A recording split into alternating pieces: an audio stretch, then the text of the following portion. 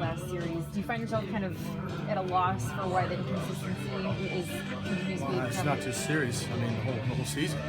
You know, the inconsistency of being able to put at-bats together, certainly frustrating, and I feel bad for everybody that's in the lineup. I feel bad for our pitchers. We're not being able to score enough runs for the games, and not being able to add some points on there to get some runs on the board. What do you say to the guys just to make sure that doesn't become a mental battle that's bigger than it needs to be? Well, it's already there. I mean, it's everybody in here feels that pressure and that heat.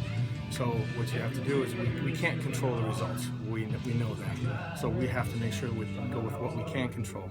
And we can control what we're going to do, our work, our approach, and try to carry out what we're doing in the cages in batting practice and apply that in the game. And if we start trying to do too much, then you start seeing the effects of guys getting out of their comfort zone, trying to be the guy to get the big hit and not take the walk, or try to go take an extra base. You see guys trying to do more than they're capable of doing. What do you see with Dozier? Doge falls into that category too. I mean, there were some changes that we made as far as where he was in relationship to the batter's box. Kind of freed him up a little bit to feel where he was better at the plate. And this last series, it was more of him trying to do everything. Trying to pull pitches that he shouldn't probably try to pull. And we know he's a pull hitter. I mean, everybody in the league knows that. But as we talk about some of the pitches that he's getting, especially in big situations, they're not going to make mistakes in. They're going to go away. And basically what we talked about is that you're going to have to walk before you can start to run. So he's going to have to take those pitches and be able to show the league that he's going to take those pitches and try to do something with them other than pull them. Does he have to stop being so defiant in that? With that, it's almost like he's too stubborn that he's trying to pull it won't go the other way. I don't say he won't go the other way. I just think that in his mind he feels that he likes to get the head out and he wants to do damage. And what I mean by that is that he senses a home run is bigger than a base hit, as opposed to, like I said, sometimes we have to get the base hit to get the home run. Sometimes he wants to think in the other direction where he'll get up into a situation and it's just like the other night. He's up there in big time situation. It's a 3-1 pitch and they're not going to give into him. And he wants to be the guy to take that pitch and drive in some big runs.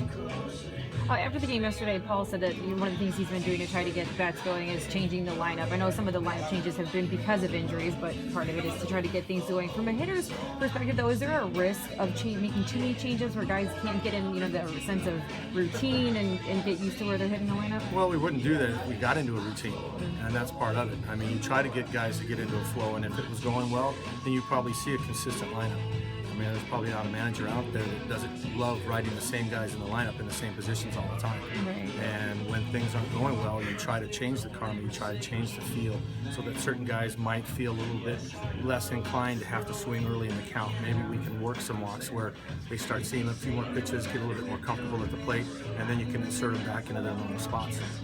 Is this team capable of having like a Piranha's approach, just simplifying and playing like a singles kind of game and then moving people around? Is that possible? I don't think that's our approach as far as playing singles. I mean, we've got guys that can drive the ball, and that's simply the approach. Is that we want to get good pitches to drive the ball. I mean, we're certainly not going up there trying to put the ball in play and hit line drives and hit singles. I mean, sometimes that's what it takes. Sometimes a walk is what it takes. But when we got guys taking pitches that maybe are in off the plate, that aren't pitches we really want to hit in that position and trying to swing, and next thing you know, they're in a bad count. So it's certainly not, we don't want to not be aggressive and we want to attack. It's just that when we get up in there, you see a certain couple guys will do it, and then all of a sudden we'll have a couple at-bats where we don't, and you see the pitcher take a little breather. Our whole mantra is to make that guy work every pitch. We don't want him to sit up there and have a breather in him. But if you'll notice, when we get something going, it always seems to be with 2 outs, and then the next thing you'll have an inning where it's kind of an easy inning for him, and he gets himself right back on the ship. And we got to keep the pressure on the pitcher. Paul said yesterday that a lot of the innings were only 10, 12 pitches for the opposing pitcher to get out of that. How do you lengthen those at-bats, like you're saying, to make that guy work? Well, that's part of that is the pitcher at hand. I mean, there's some guys out there that we have to attack early. We don't want them to get settled into their game plan. And then there's times out there too where guys get anxious to want to try to do too much. And we go, next thing we know is that we swing at the first pitch. That's not what we're looking for in the first pitch. I mean, if we see guys that are chasing a changeup or a breaking ball early in the count first pitch, minus maybe a veteran guy that's going to sit on that pitch, it's probably not a really good pitch to swing at. You know, where we can kind of lengthen that at bat, and then being able to foul a couple pitches off and make a 2-strike, 6, 7, 8, 9 pitch at bat, and to make him work. And then all of a sudden, guys see more pitches, they get more comfortable, and we keep the guy on edge. What's been the most surprising thing to you about what's going on right now? I think the biggest shock to me was how we were, the offense that we were, and how things were flowing in the spring training. You know, I felt really comfortable where we were at. And then, the bell goes on, and then there's a few guys that have never really experienced an opening day, and those things can have a little bit of an edge to them. And guys just got off to a rough start. And then from that point, it kind of spiraled downward to where we look for some guys, okay, boys, we got to stable the ship here and go. And again, the more that they tried, the worse they got. Good. All right.